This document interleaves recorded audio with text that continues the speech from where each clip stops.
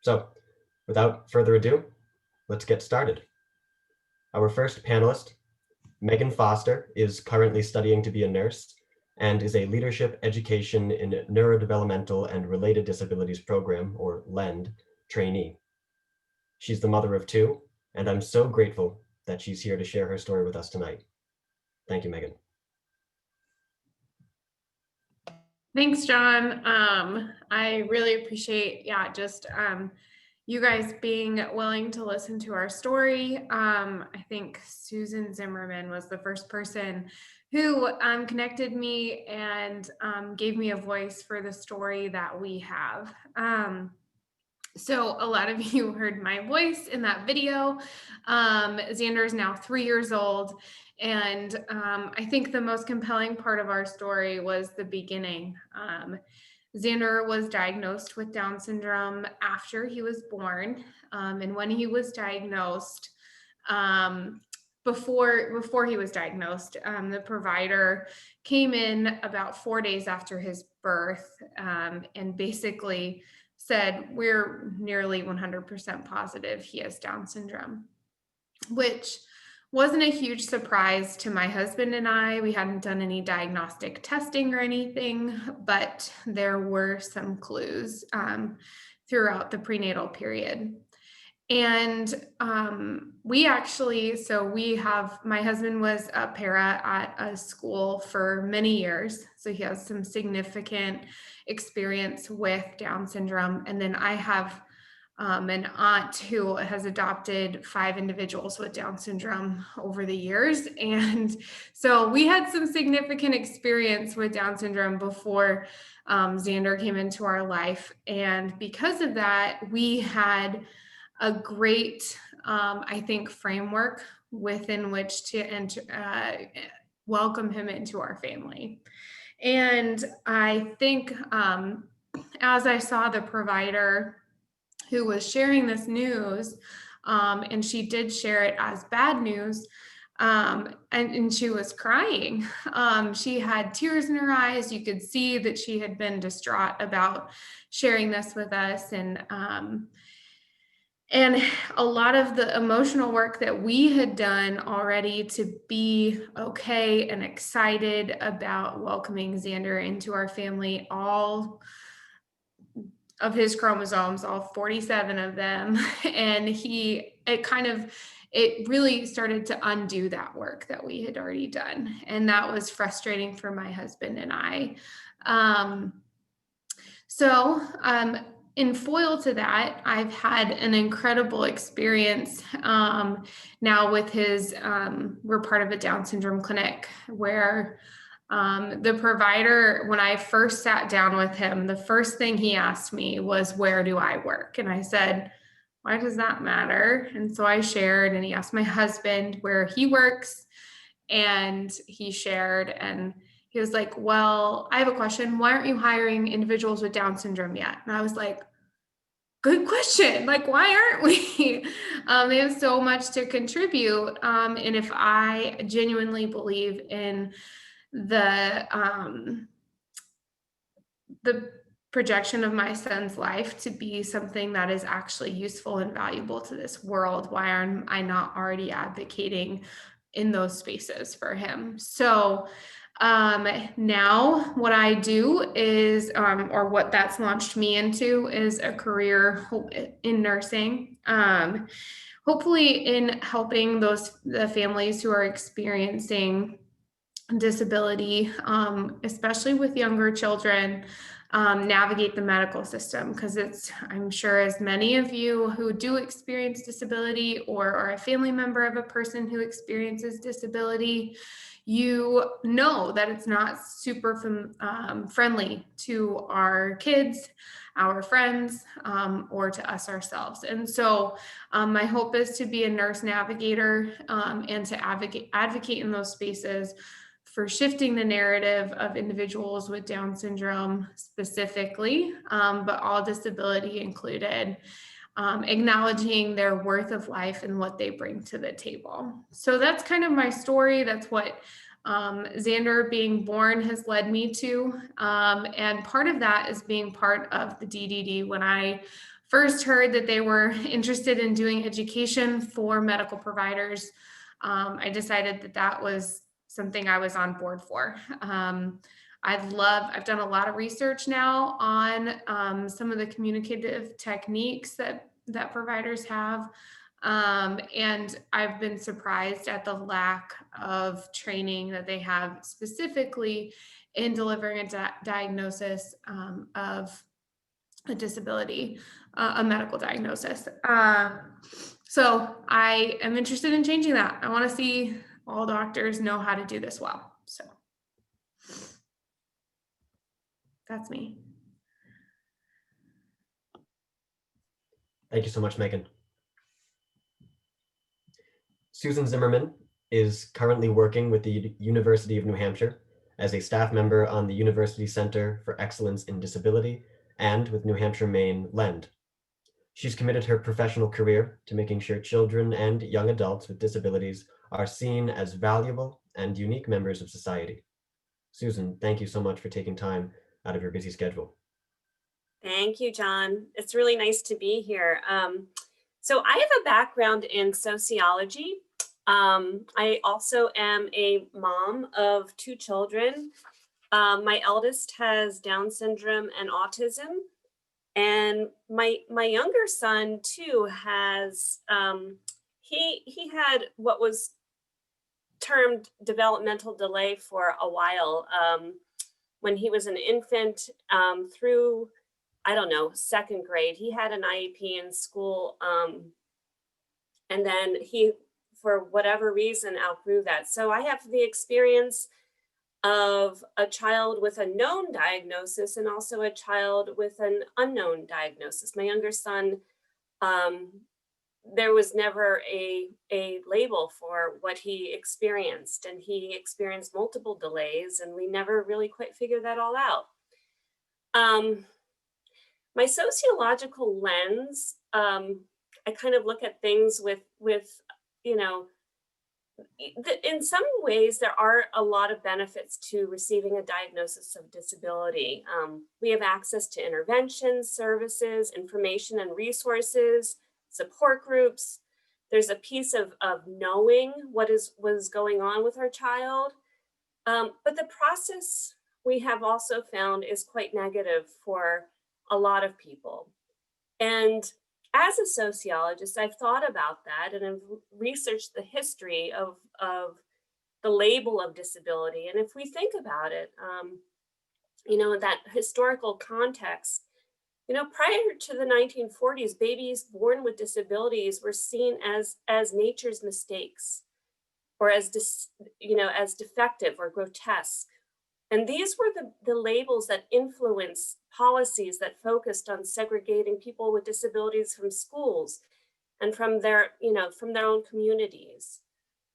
And while we have, for a large degree, moved away from these labels, general assumptions that life with a disability is a life not worth living and is full of hardship and suffering continue to prevail.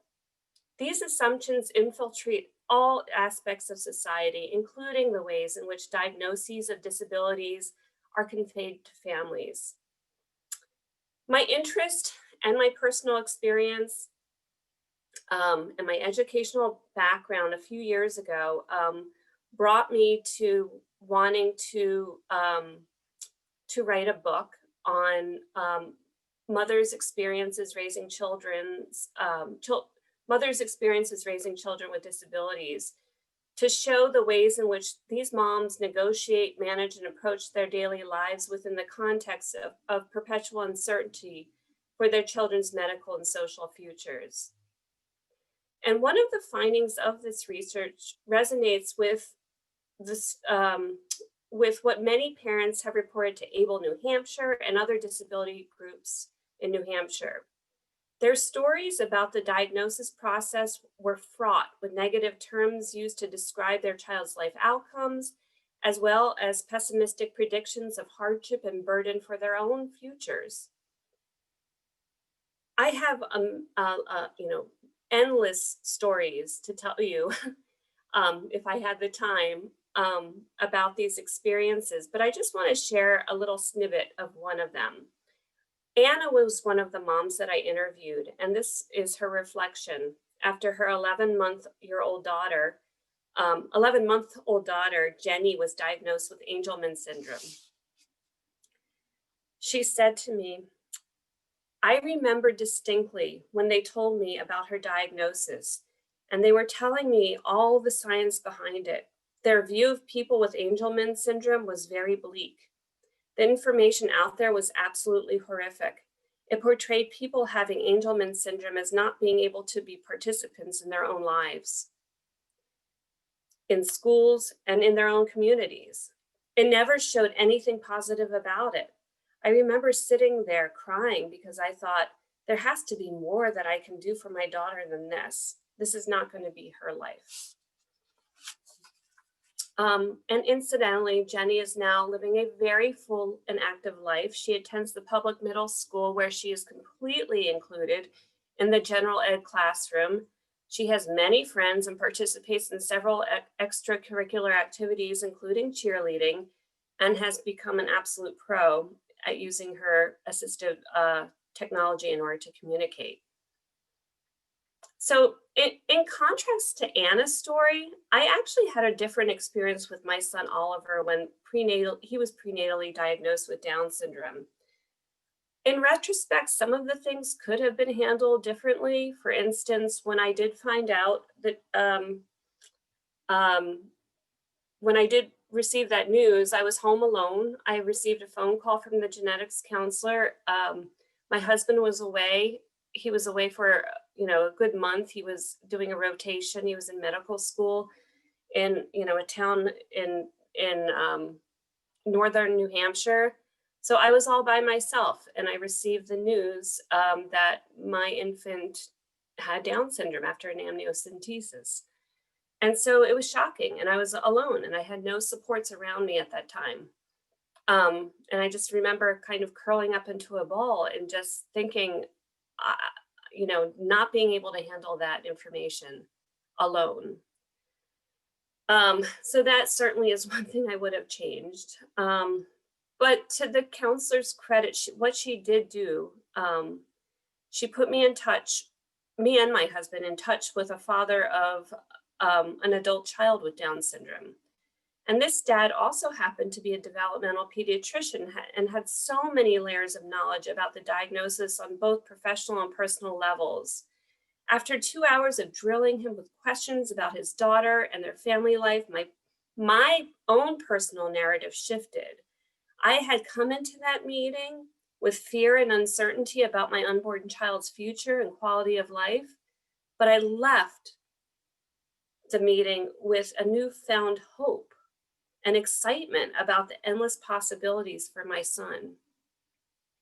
I've been with the Disability Diagnosis Dialogue Task Force since its inception because I want to help shift that narrative on a systemic level. And I believe that this group can do that. And that is why I'm here today. Susan, thank you so much for your work and for your story. Forrest Bowden-Friede is a resident of Peterborough, New Hampshire. He's been an advocate for ability rights for several years and has eagerly worked with ABLE before. He's currently taking classes in a pilot program at UNH. Forrest, thank you for being here.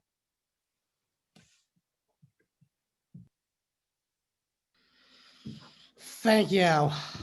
I got it. So yeah, my name is Forrest Bowden-Friede, and I'm 24 years old. I am a person with the genetic alteration called trisomy 21. At my 21st chromosome, I have a third replication and an extra chromosome instead of just having a pair.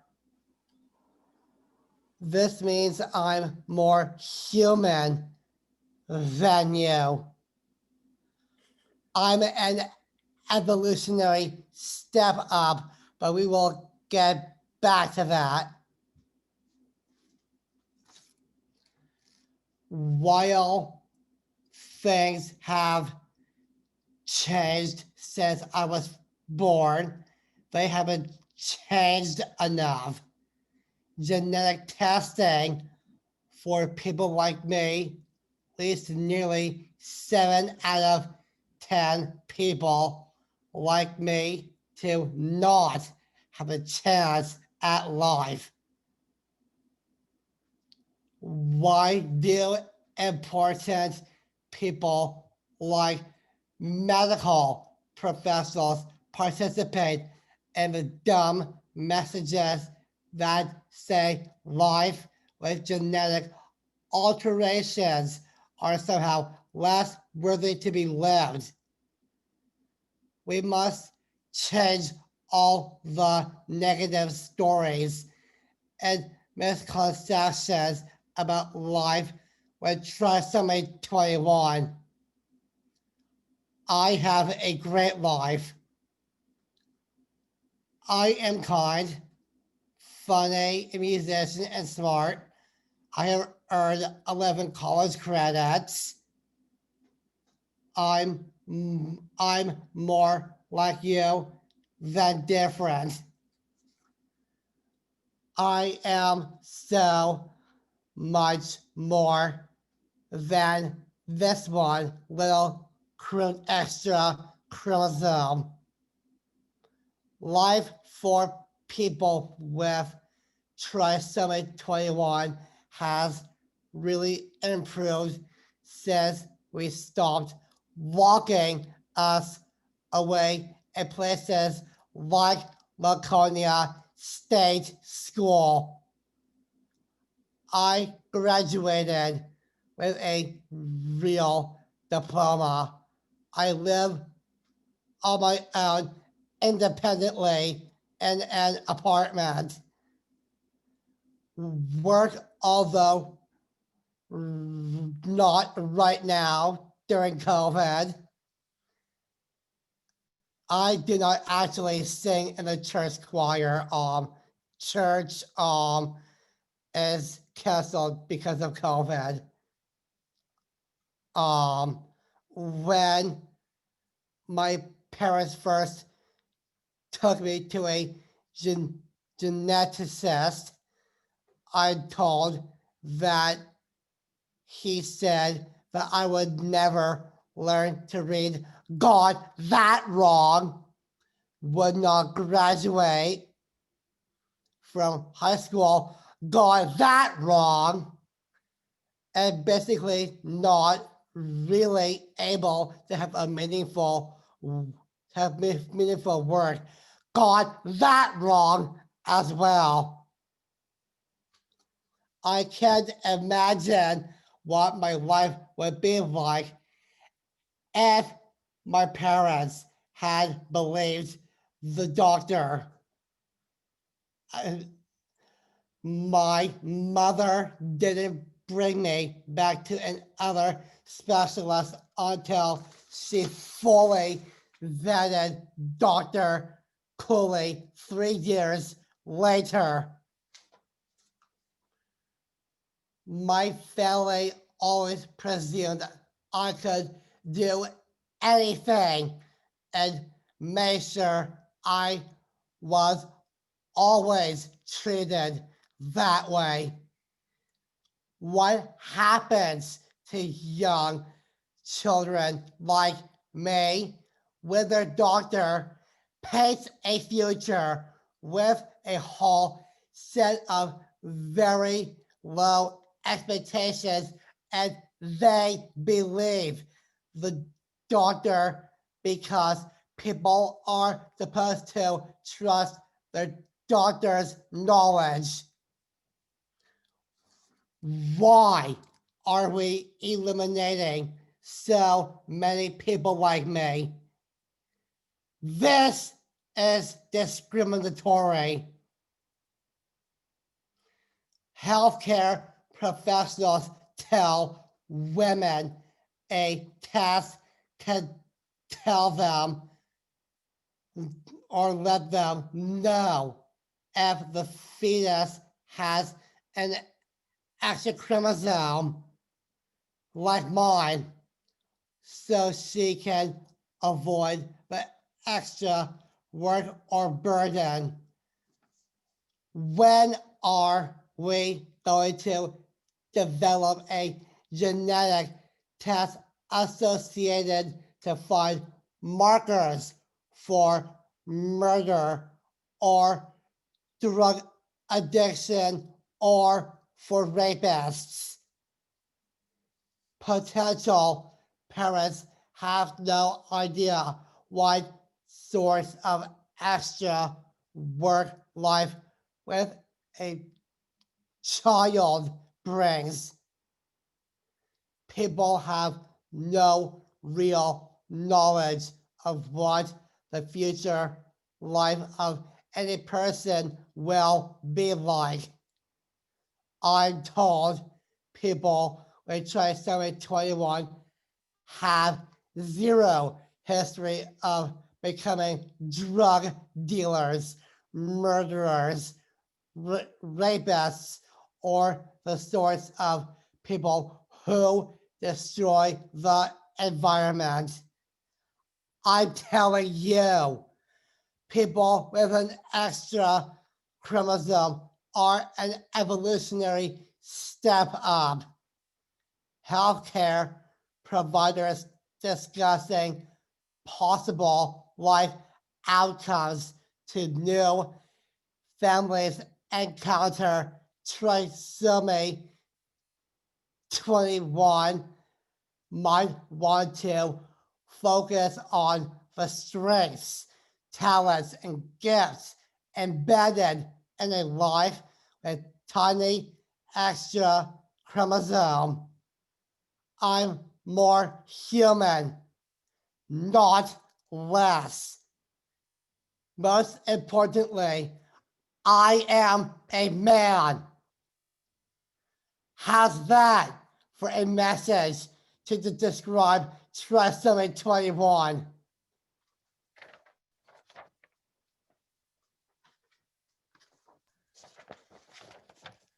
Boris, thank you so much. That was inspiring. Thank you. Lisa Demers is a board certified and licensed genetic counselor with over 17 years experience, primarily in the prenatal space. Lisa, thank you for being here.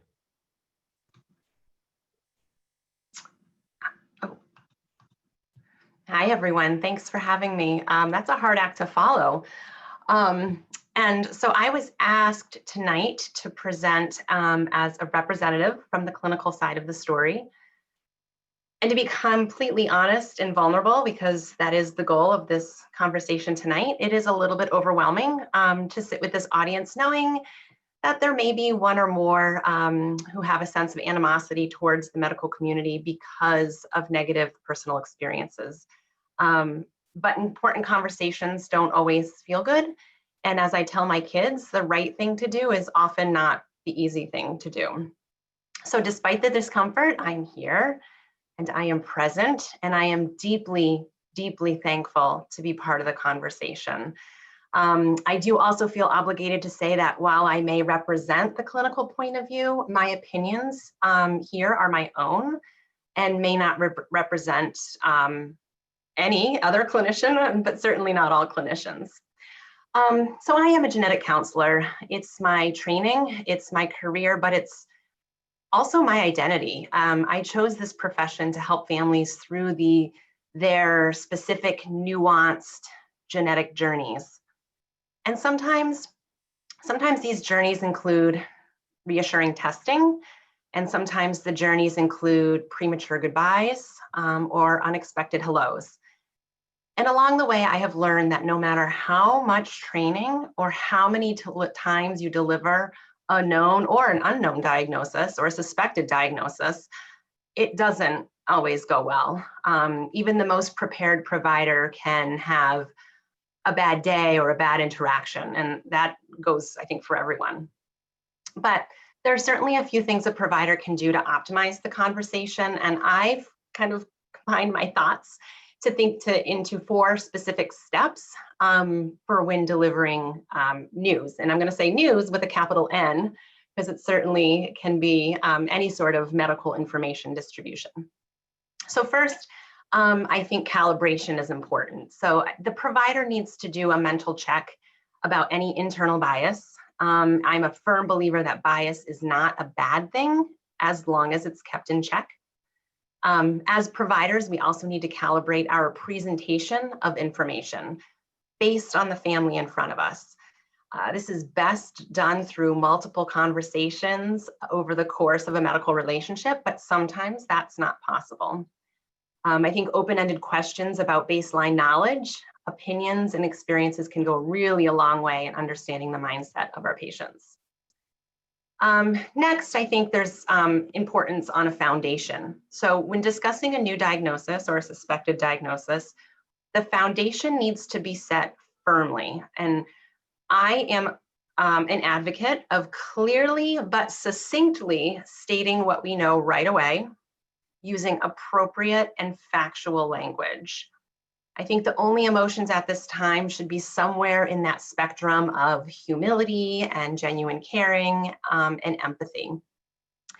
Because using loose language or euphemisms such as, oh, well, there may be a problem, or something like the classic phrase that we already heard tonight, the I'm sorry to tell you, that language really creates an unstable base for the remaining conversation. So a firm foundation will support any structure of knowledge and growth that that family builds. Next is the important step of pausing. So our society is very uncomfortable with silence. It is important not to rush into the next stage of the conversation. Providers need to meet families where they are, and we need to figure out what is important for this family to know in this moment. We need to gauge the ability of the family to hear us. And there needs to be significant agility on the part of the clinician, because no 2 conversations are alike. And we have to personalize what we say and how we say it. And it starts with giving families the room to guide us.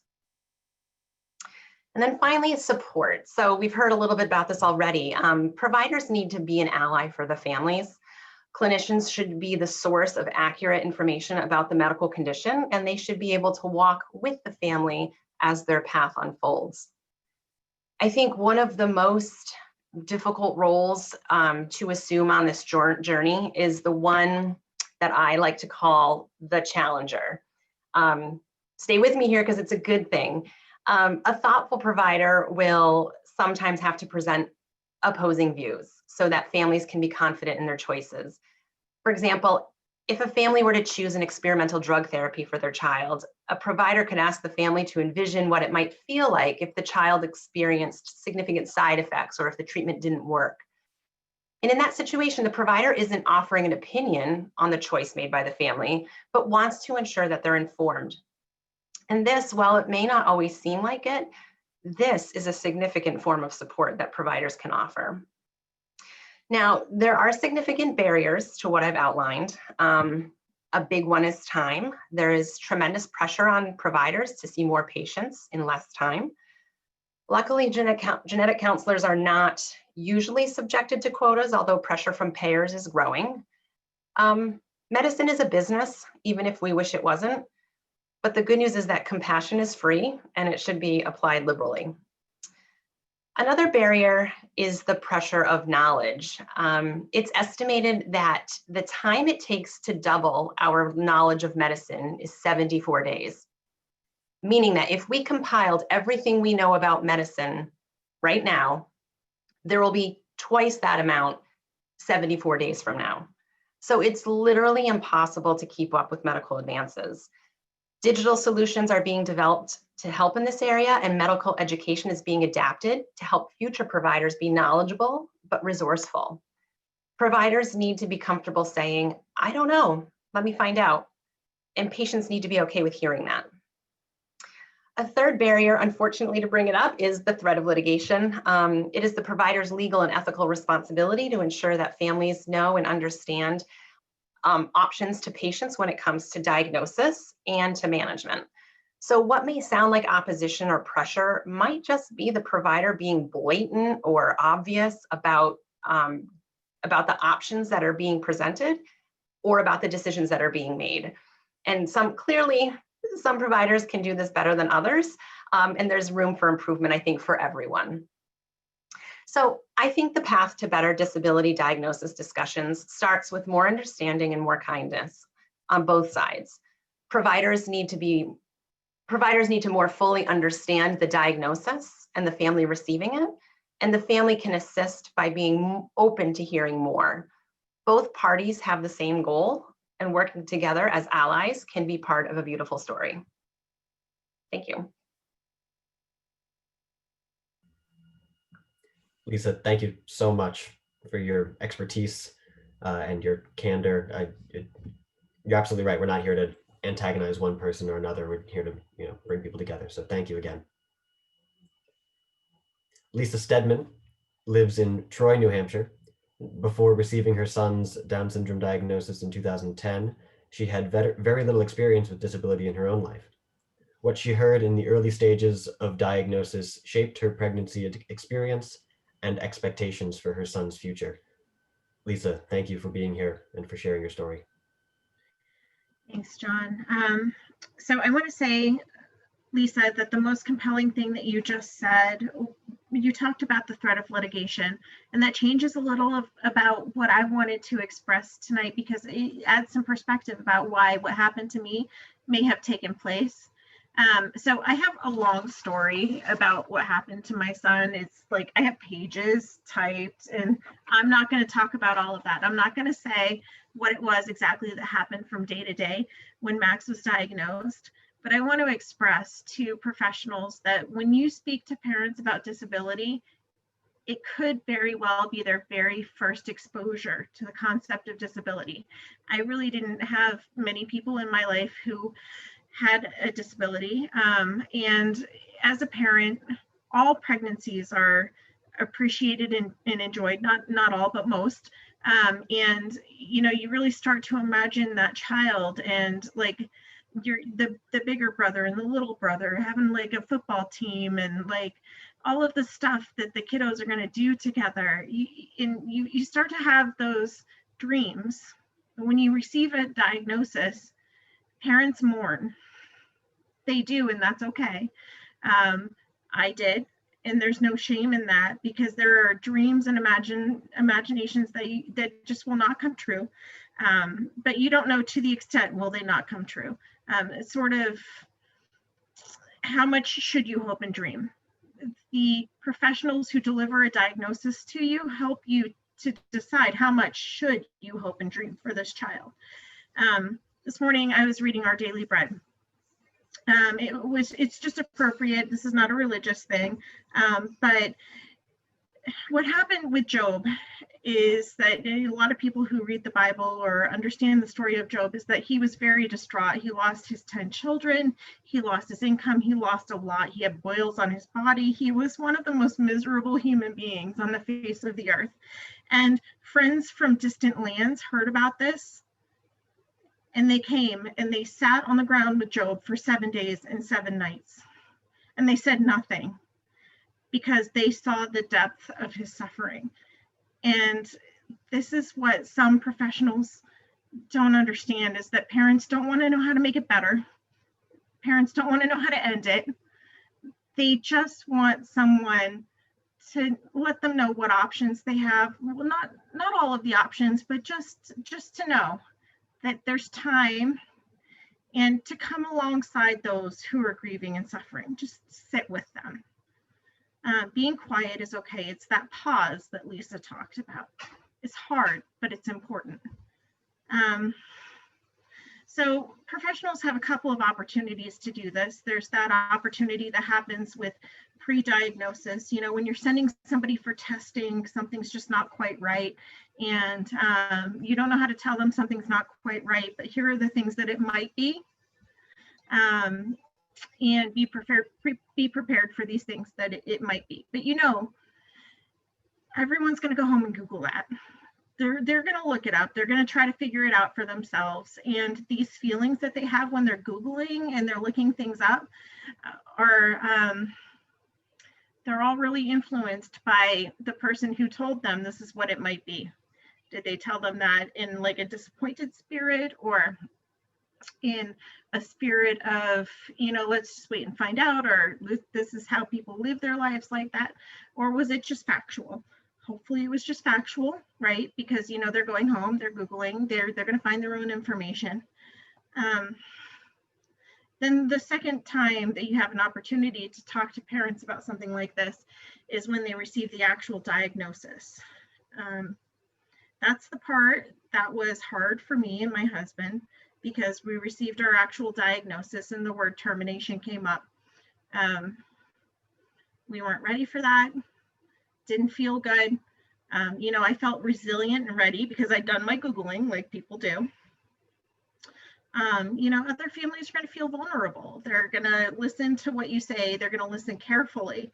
And when you offer the option to end a life, they're going to feel like maybe that's what they should do, not because they've really thought it through or because they really understand disability, but because you're a professional and what you say really means a lot to them.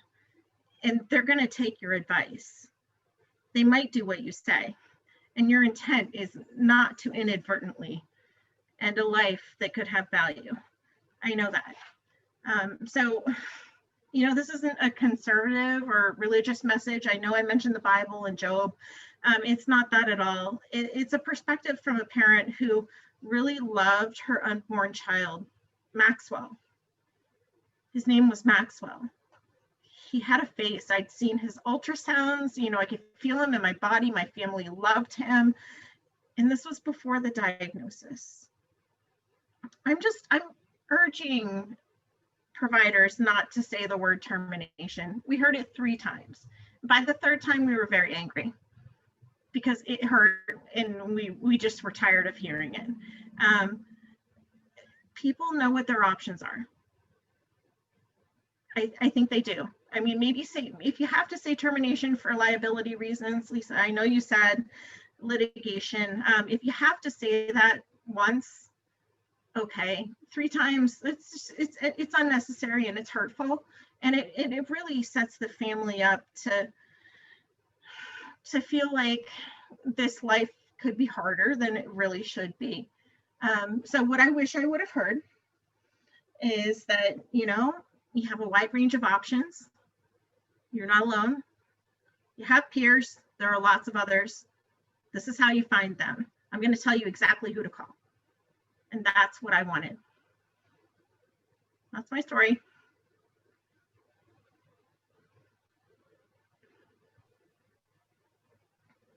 Lisa, thank you so much.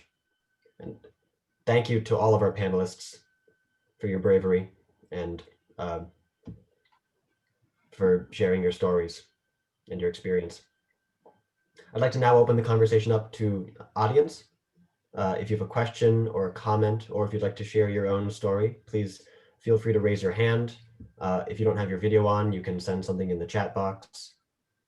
And Lisa Bowden and I will do our best to make sure everybody's heard. I'd just like to remind everybody again to keep institutions and professionals anonymous while sharing your story. Thank you.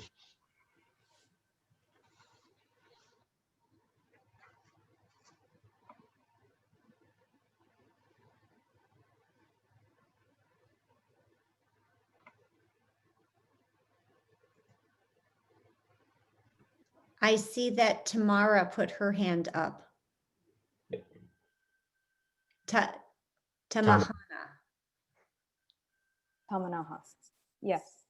Hello, I'm Rebecca Tamanaha. We actually have gone through this process in the last few months. We received our diagnosis the same week that the schools in New Hampshire shut down for COVID. So my daughter is Leliana Tamanaha. She was diagnosed at 20 weeks gestation with hydrocephalus and an encephalocele. So for her, we're looking at developmental delays, motor delays, learning disabilities. As far as we know, of course, her story is still unfolding. We have no idea exactly where we're going yet. But for us, when they diagnosed her, they told us she would not live outside the womb, that don't worry, there's still time to abort, but you need to make this decision soon. And that was the main emphasis of that conversation. And it's the thing that has really stuck with me and been frustrating, because nobody is unaware of the abortion option. I don't think anyone nowadays hasn't heard of it. It's a huge hot topic issue anyway. And none of the doctors, so once this doctor, our maternal fetal medicine doctor, had spoken, none of the other doctors knew anything differently. Once he told us that she was going to die, everyone else said, okay, that's the game plan, and treated us as such. When I insisted I wanted a C-section because she had a big head and I didn't think a vaginal delivery was going to be good for her, they didn't want to hear it. They didn't want to consider that option because it was too much risk to put me through. And they said it's not going to change the outcome, so it's not worth it. When she was born alive and screaming and thriving and growing and mature and progressing, then we finally sought out a neurosurgeon who was able to clarify and say, no, she can live a full life. She just needs a surgery. She does not have to die. It was life-changing. We had spent months preparing for a funeral, preparing, getting the permits for a burial on our property. And we'd spent the last several months. Anyway, I could talk a lot about the process, but I want to share my story because I think a little like, let's see, Lisa was just saying, I believe it was Lisa, I'm sorry if I forgot who's who, is that we fully understand that doctors aren't going to know anything, everything, I mean, not anything, everything. We understand you're not going to know everything. There's too much to know. That's why there's specialists. That's why there's other areas of specialty. We understand that. But the problem was that there are so many, I have so many friends who have come to me after the fact and said, yeah, we received a diagnosis too. And it didn't happen, or it did, but it wasn't as severe, or diagnosing in utero is not as accurate sometimes as people might think. And, all of our diagnosis was done by ultrasound. And they measured her head the day before birth and it was 41 centimeters, and she was born and it was 45 centimeters, and there was no way I would have delivered her vaginally. Thank goodness we had to do a C-section. So we understand there's no way everyone can know, but we wish that someone had sent us to a specialist, that they had said, something's wrong in her head. Maybe you should go talk to somebody who understands brains, or if it's another issue, instead of saying, we live in a time where a fetus is tossed out as easily as a failed science experiment. And so it's essential that parents get accurate information when making decisions. And we wish they'd sent us to a specialist instead of just saying, well, you still have time to get rid of it.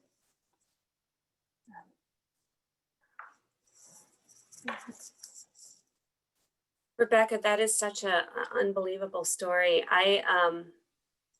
There was a woman I interviewed who had a similar sort of story. She had a baby, and the baby in utero wasn't thriving, and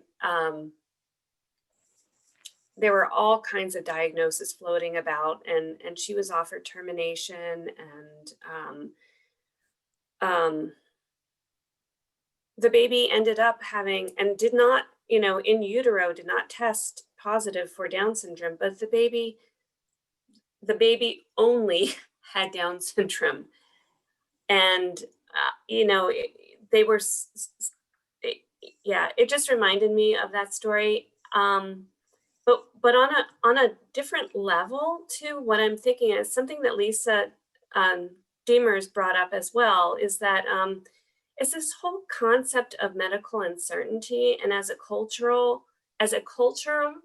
what we expect from physicians, and maybe how they're trained too, is to provide this accurate information, and it's all black and white, and it's perhaps what we expect from them too.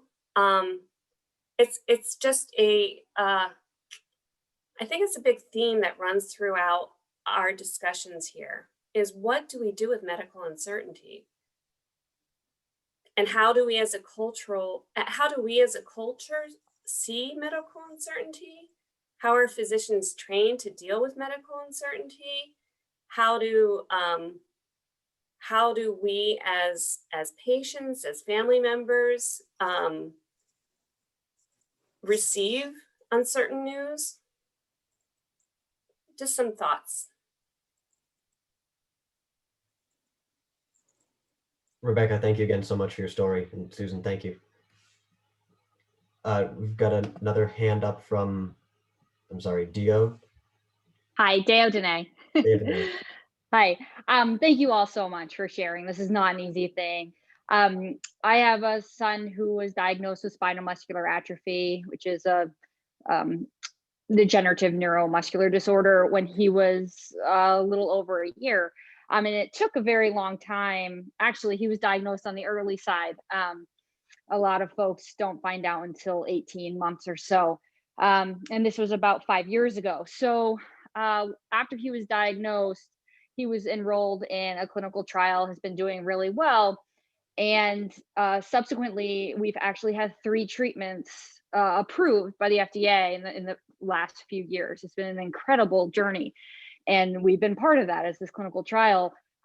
So because so many of these treatments really rely on early diagnosis, I worked for the past 2.5 years, both on the federal level at first and then here in the state, to get SMA added to our newborn screening panel. And it was quite a journey. We finally were successful. And now every newborn in New Hampshire is screened for that, so that they can get early treatment and perhaps remain asymptomatic. So my question, I have a couple questions for you guys as far as kind of the scope of the DDD.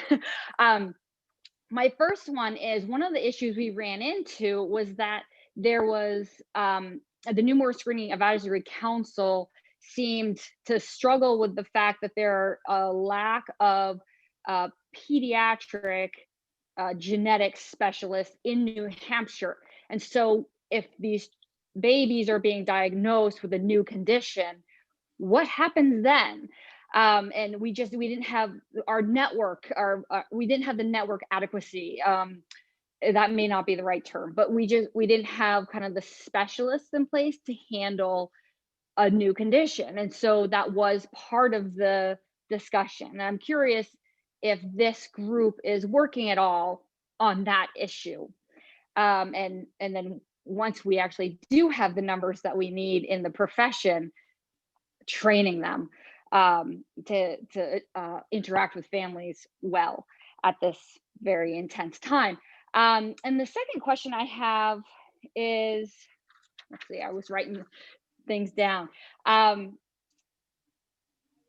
about, because I worked quite a long time parallel to the Newborn Screening Advisory Council here in New Hampshire, and I was curious how much you guys have been working with them. Have you presented to them? Do you have an open dialogue with them? It seems like they're at the forefront as far as SMA went. They're the ones who are kind of informing what information the providers are getting to give to the families who have this diagnosis.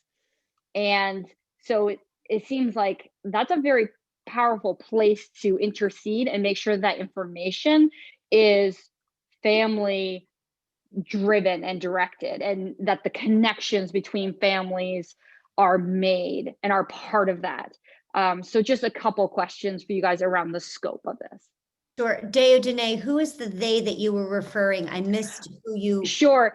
Well, one would be the New Hampshire Newborn Screening Advisory Committee and the members that make up of that. And then, of course, DHHS, Dr. Shirala at DHHS, the Maternal and Child Health Bureau.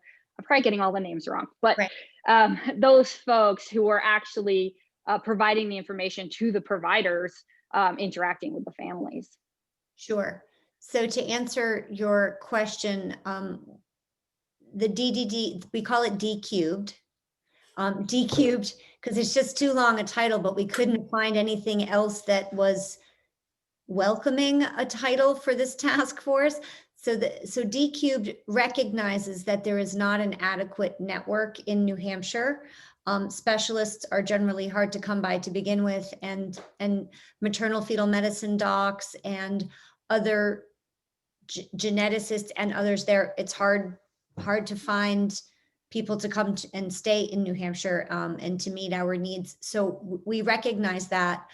We haven't been able to work on that. What D cubed to date has worked on is building relationships with all of the stakeholders involved to the best of our ability as a small task force with plenty of room to grow. So please feel welcome to join us to make sure that for the current network that we do have, that we are establishing the relationships to engage in the dialogue of improving cultural competence in the delivery of diagnosis of disability. And so the early folks that we have reached out to would be specific hospitals. We've reached out to specific hospitals to deliver a CME training that we have designed. We, of course, I'm sorry, but prior to that, the D-Cube task force had to develop a position paper and a mission and make sure that we had a diversity of stakeholders to be involved in the production of what it was that was the mission and to be the activities of the task force. So we had to spend about a year sort of figuring out precisely who we were not, and to make sure we had a variety of perspectives. And then we had to develop materials, and that we have this CME training for all of those healthcare professionals who do deliver diagnosis of disability. We have not yet reached out to the Bureau of Maternal and Child Health at DHHS, and we have not gotten in contact yet with the childhood. It's okay. But they're now at the top of the list, right? They're now they are who we are emailing tomorrow morning, that committee. And then most recently we had an excellent connection with the New Hampshire Medical Society, and Mike Padmore is here tonight. And what we are trying to do is to be able to find extremely efficient channels through which to lift up cultural competence across the stakeholder, across the healthcare profession, in a way that is workable and is also collaborative, because it's a super touchy subject. And ABLE New Hampshire has been pretty clear that courageously having the conversation, that the dialogue, the negative dialogue around disability, that is a big onion to unpeel, right? I mean, we are bumping up against extraordinarily negative messages. That is sort of the background cultural hum around how disability is framed in America, right? And so it's like this big unwieldy beast that D-Cubed is trying to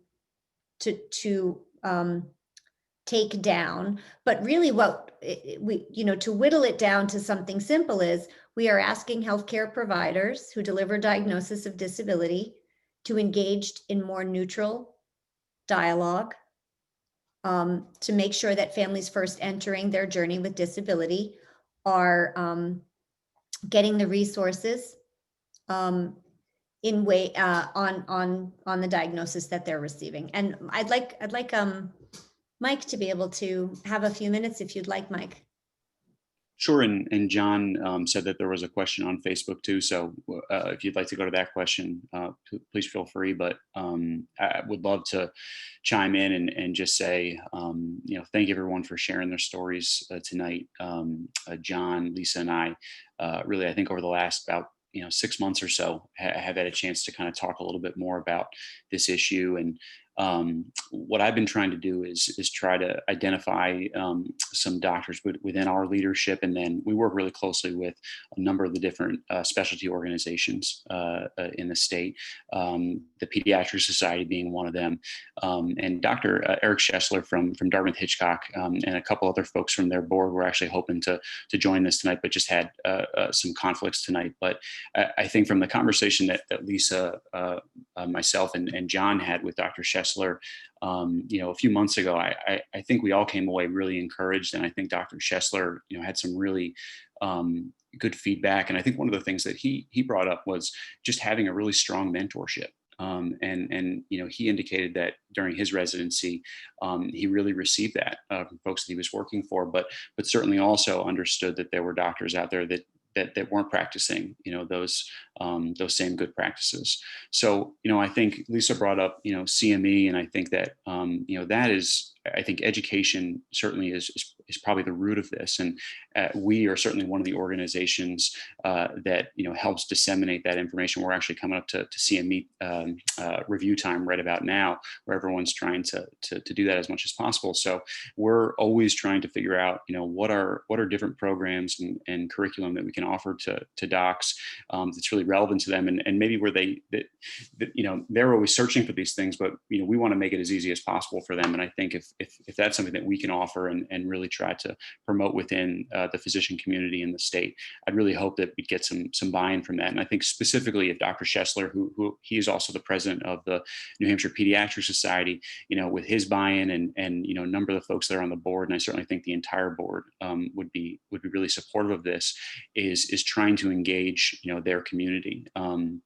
So altogether, I'm really excited that Lisa and John reached out to me, and would love to work with you all, about how we can, try to just increase some education opportunities for docs in the state. Mike, thanks so much. I know Abel is thrilled to be working with the Medical Society. Thank you. We've got a question from Facebook here. Elizabeth is asking Lisa Demers, is there a basis of training that genetic counselors and geneticists attend specifically about keeping their own opinions out of the profession, and kind of where the line is drawn, if there's any professional recommendations about that? She's also has a concern about geneticist that asked her if she was related to her spouse. And that was a question that really caught her off guard. And I don't know if that's something that you've encountered in your profession as well. Yeah, thank you for the question. So I can't speak for the training for geneticists. Geneticists are medical doctors who attend medical school and then have specific training in specifically in genetics. There are some geneticists who also specialize and then are board certified in another specialty like pediatrics or MFM, maternal fetal medicine. There's a couple OBGYN geneticists as well. So I cannot speak to that. I can speak about the poor genetics training in medicine overall. But for genetic counselors, when I went to genetic counseling program, it's a master's degree program, and it is a 2-year, including the summer program. It is the terminal degree at this time for genetic counseling. There is nothing beyond. There's no PhD in genetic counseling or MD in genetic counseling. When I went to training, as I was starting to say, there were 20 programs across the country, and I think now there's something like 65 or 70. It's a growing profession, and training is actually at the pinnacle of conversation, because in order to train up and coming professionals, you have to have enough people who have been in the field. So, so it's a blossoming profession, and the training is vast. and diverse. So there is medical training. Obviously, we have, our coursework and our book work. We learn a lot about human genetics, DNA, but there's a lot of psychology. There's learning how to critically evaluate literature. And then there is more hands-on and diversity training both in religious beliefs, ethnic background and cultural beliefs, and then also the ability community. So what is it like for families? This interaction is in fact probably the most effective education for genetic counselors, and we do receive it in our clinical coursework. Different programs have different requirements, but some courses require students or prospective students to hang out with a family a couple times. So maybe they would go to a park with a family with a child with special needs, or go to a restaurant, or just hang out at their house and just really learn, like, what is it actually like? Because we have it from a textbook. I mean, a textbook can tell you only some things, but like, what is it actually like? And I think that's of greatest value. And then there is continuing education. I mean, genetic counselors, just like MDs, have required education. And for example, I mean, we have a New England Regional Genetics Group that's very active, and they work with providing education to these genetic professionals. And this week we have a conference, and we're hearing from two families. We're hearing from a family with tuberous sclerosis, and we're hearing from a family with Hunter syndrome. And so that will be, for me, I can already know, the highlight of the education that we get, because again, it's teaching us the truth.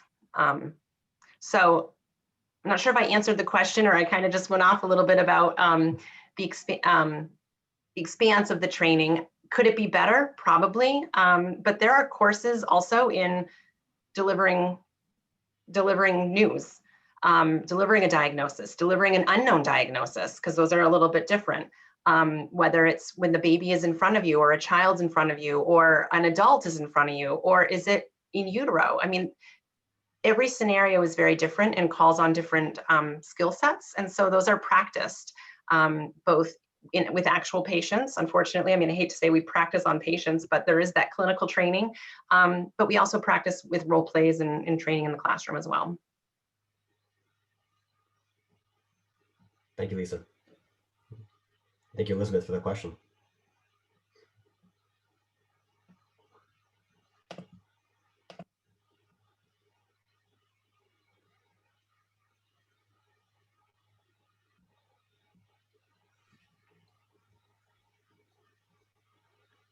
Would anyone else like to make a comment or ask a question?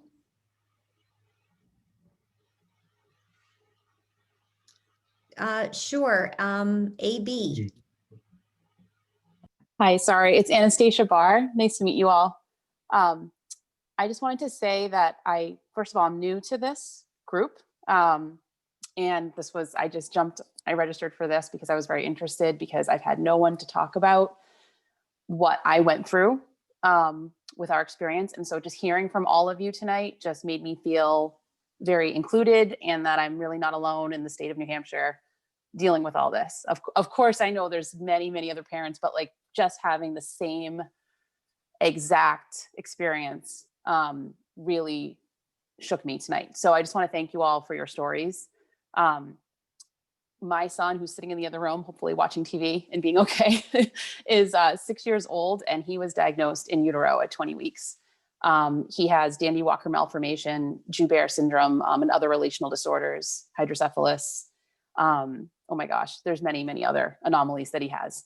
And when we were diagnosed, it was similar to what I believe Lisa Stedman said, and some others, is that it was just sort of out of the blue. Never had experience with disability in my life before, and didn't have anyone in our family that had been affected. So when we received our diagnosis, it was a shock. And it really, for us, it started in the OB office, just receiving a diagnosis and not having a lot of follow through after that. It was very like, well, now you go here, and now you go here, and now you go here. And there was no real connection as to why we were doing that. And then it was just a blur, and a lot of appointments and a lot of questions and a deadline to make a decision that I wasn't sure I wanted to make. And, you know, political and religious differences aside, I knew what I believed in, but it wasn't making sense with my choice. And so we kind of went around and around this vicious circle for a whole week. And we finally came to our conclusion, which was to proceed with our child, knowing that it was going to be a difficult road. I will say the providers really tried to give us a good spectrum. The geneticist that we worked with, you know, really spelled it out for us. It explained kind of the basics of genetics, and explained like how this works, like how we really can't pinpoint something. We have to look in a book and then look at that sentence and then look at the word and then, you know, find the word with the letter flipped around. And like, you know, that's what we were trying to get after with what was wrong with our son. And it wasn't until he was 3 that we found out he had Joubert syndrome. And that really opened up the door for us. It was a dark journey up to that point. We knew he had Dandy-Walker malformation. He had hydrocephalus. Again, many other anomalies along with that we had to fix. And we were kind of told, you know, he was either going to be here or here, and you're just going to have to kind of see. And so, you know, I think from the provider standpoint, they really tried. They were careful, but at the same time, there was a negative sort of tone in the whole conversation. And there was the word termination over and over again. And I couldn't understand why I was getting that word without a lot of data. And I'm a data-driven person, and I needed more information. And I just dug down, and I just kept researching, and I reached out to families like across the country. Like I did some serious investigating, and I figured out what was the best choice for us and our family. And that being said, today he's doing things that he wasn't supposed to be doing. He's participating in school. He is learning to stand. He is learning to walk. He has had 15 major surgeries, and he's going to have a lot more. But he smiles and he laughs and he knows his name and he has friends, and he's doing all the things that we were told he just wouldn't do. But I think that the providers really did try with us. It's just, there was definitely a hole where they needed some more guidance, if that's the best way to say it. There just needed to be a little bit more softness, a little bit more thought, and a little bit more data and research. And I think it was Lisa Demir's, I think that's what you said, that it's okay admitting if you don't know. And even today we work with the same team today. A lot of the same faces are on our team, and they sometimes say to me, you know more than I do now, so, and that's just because we live it, and we've talked to other families and we network. So anyway, I just wanted to thank you guys for sharing your stories, because it certainly made me feel included in a way that I haven't felt in 6 years. So thank you. Thank you, Anastasia. Thanks for coming. I wanted to piggyback on what you shared. I think that there is this term, right? It's called ableism, and it is the systemic and person-mediated discrimination that happens against people with disabilities, right? It's an ugly, I like to euphemistically say that it's an ugly step sibling to racism, sexism, classism, homophobia, right? And it is a set of narratives that tell us how to frame how we think and how we see people with disabilities. And so the good news about the work of changing the narrative on how the diagnosis of disability is delivered, it isn't actually the fault of healthcare providers. It is the overall background hum that we frame life with a disability as a life not quite worth living. And I'm not saying that I mean, that's an unpleasant thing to just say out loud, right? However, your experience of basically being told this is not quite a birth worth birthing is how I interpreted what you just said. And again, you know, D Cubed does not have any political or religious positions. We are concerned that people with disabilities be seen as fully embodied human beings who have lives worth leading. And one of the ways in which this ableist narrative, I'll just say inadvertently, lies to all of us is that it presumes to give some people the authority to say, these are the limits that your child will have. And what's fascinating and exciting is that nearly every single family I've ever spoken to who has been given a negative, a huge set of negative outcomes on what to expect of their child, every single child has exceeded any set of limitations. So it's very fascinating to me that this very low set of expectations is the narrative delivered around life with a disability, regardless if it's someone diagnosed at 8, 18, you know, or 8 weeks or whatever. So that is a fascinating component that we have. We somehow think we have a crystal ball on the future of particular sets of people. And if we were to try to tell,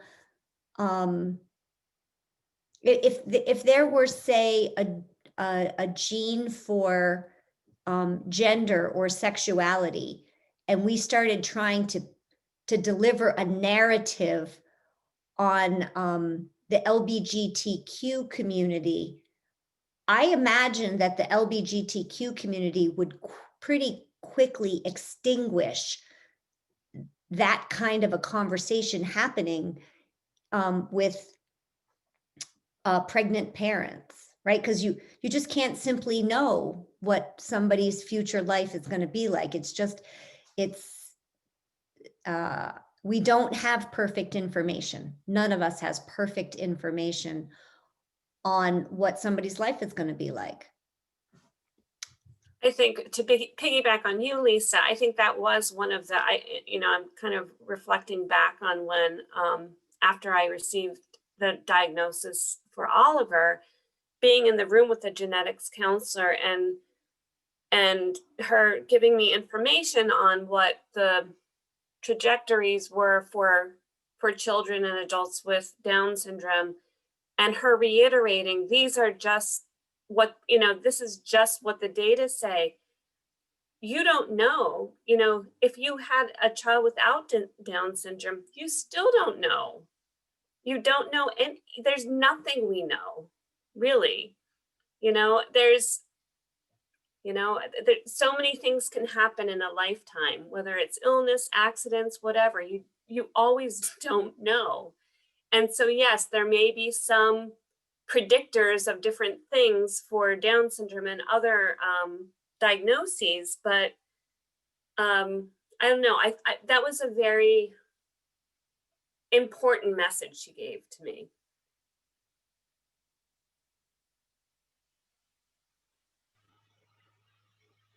Thank you. Mike, you had your hand up?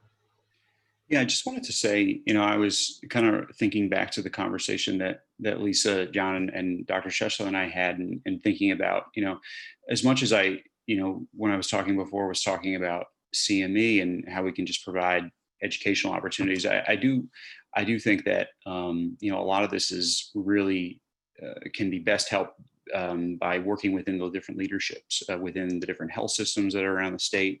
I brought up the specialty societies of the Pediatric Society, working with some of the other specialties that work in this area. So what I'm going to do is I'm just going to put my my contact, my email in the chat box. And if folks want to reach out to me, I would love to talk with you. I think I brought up mentorship. I think that one of the things we can hopefully do, and my job is I'm the director of advocacy, so I work on policy, but I really work with our membership more than anything. And if you have experiences or stories of working with different physicians around the state who maybe have done a good job, and maybe there's opportunities there to identify leaders, who really understand this issue. And I think certainly going back to the CME, maybe those are some of the folks we can lean on to try to develop some of these different educational opportunities, and then maybe, work within some of the different leadership systems around the state. So I'll plug that into the chat box. And if anyone cares to reach out, feel free. But regardless, I'm still certainly going to keep working with Lisa and Susan and John. So thanks for having me tonight. 3 minutes. Thank you so much, Mike. That really means a lot. And that's the kind of conversations and community we're trying to build. So thank you.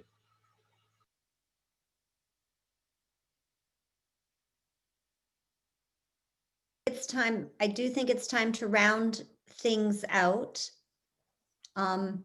And I would like to again thank our panelists, Megan, Lisa Stedman, Lisa Demers, Susan, and Forrest. Thank you all. Thank you for the participants who shared their stories. Really wonderful to be together tonight. Thanks for spending the time with us. Able New Hampshire's Disability Diagnosis Dialogues Task Force understands the unique needs families have when hearing their lives will be impacted by disability. The literature on disability and cultural competence suggests in order to enhance the experience of healthcare consumers requires that healthcare professionals be exposed to people with disabilities, as was discussed earlier, as well as to collaborate with community-based organizations. This is now part of the national policy aspirations of the American Medical Association. So collaborating with community-based organizations to provide voice to people who experience disabilities in their home communities, in addition to disability-specific medical school curriculum.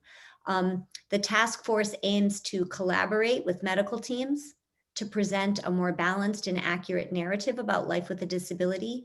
And through symbiotic partnerships, healthcare professionals and disability rights advocates can effectively transform New Hampshire's healthcare system into one that embraces the vision that with the right supports, people who experience disabilities can and do lead meaningful lives. So I really hope that you will join us, be on the D-Cubed team. And you can contact me at the email that I've put into the chat box. And we're just grateful, again, super grateful to have the conversation, grateful for courage and bravery. Thanks so much to John Rouleau and Leah Stagnone, who was behind the scenes. She's also on staff here at ABLE. She did a great job tonight. And again, thank you to everyone. And John, when are the current D-Cubed meetings happening? When is our typical monthly meeting? It's going to be every third Monday of the month at 9 a.m. Yeah, and that can be subject to change to if we end up with a number of folks who can't make 9 a.m., we can shift that. But right now, the third Monday of the month.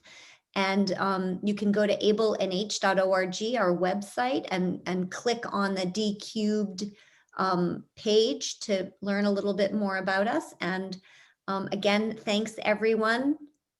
Have a wonderful holiday season. Thank you, Lisa. Thank you, John. Thanks, Lisa. Thanks, everyone. Thank you, everybody, so much for being Thanks, here. John. Everyone. Bye.